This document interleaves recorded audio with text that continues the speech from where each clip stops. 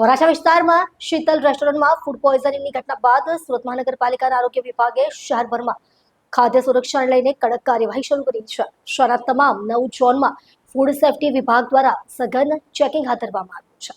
અત્યાર સુધીમાં 330 હોટલ રેસ્ટોરન્ટની તપાસ કરવામાં આવી છે. નિયમોનું ઉલ્લંઘન કરતા એકમો સામે કાર્યવાહી કરીને 208 નોટિસ ફટકારવામાં આવી, જ્યારે ગંભીર બેદરકારી જણાતા 17 હોટલ રેસ્ટોરન્ટને બંધ કરાવવામાં આવ્યા છે. તપાસ દરમિયાન 4,70,000 રૂપિયાનો દંડ વસૂલવામાં આવ્યો છે. સાથે જ આરોગ્ય માટે જોખમી અને અખાદ્ય જણાયેલી 1,641 કિલો ખાદ્ય સામગ્રીનો નાશ કરવામાં આવ્યો છે.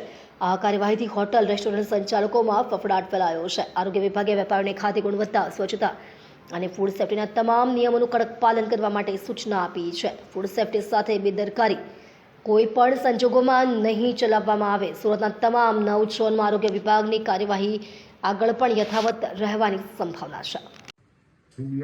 ફૂડ સેફ્ટી ઓફિસર સુરત મહાનગરપાલિકા માનનીય આરોગ્ય મંત્રી શ્રી અને માનનીય આરોગ્ય અધિકારી શ્રી સીધી સૂચનાના માર્ગદર્શન હેઠળ સુરત મહાનગરપાલિકાના તમામ 9 ઝોનમાં ગતરોજ તારીખ 18/2026ના રોજ આરોગ્ય વિભાગની ટીમ અને ફૂડ વિભાગની ટીમે એક સઘન ઝુંબેશ હાથ ધરેલી. જે ઝુંબેશમાં કુલ 330 જેટલી રેસ્ટોરન્ટોનું ચેકિંગ કરવામાં આવેલ છે.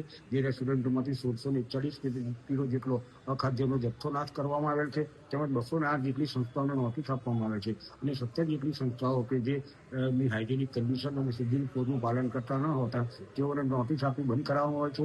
તેઓએ ઇમ્પ્રુવમેન્ટ કરવાનું રહેશે અને ઇમ્પ્રુવમેન્ટ કર્યા બાદ પૂર્વ મંજૂરી ચાલુ કરવાનું રહેશે. તેમાં 4,70,500 જેટલો વહીવટી પ્રચલન ખર્ચ વસૂલ કરવામાં આવેલ છે.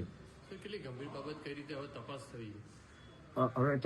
હવે આગામી દિવસોમાં દિવાળી, જન્માષ્ટમી, રક્ષાબંધન વગેરે તહેવાર આવનારા હોય માનનીય આરોગ્ય મંત્રીશ્રી અને માનનીય આરોગ્ય અધિકારી સીધી સૂચના હેઠળ જાહેર જનતા દ્વારા દૂધની બનાવટો, ઘી, મીઠાઈઓ વગેરેનો મોટા પ્રમાણમાં ઉપયોગ કરવામાં આવે છે. તેથી આ બધી વસ્તુઓ પર સઘન તપાસ કરી અને ત્યાં નમૂના લઈ અને તે બધી કાર્યવાહી આગામી દિવસોમાં કરવામાં આવશે.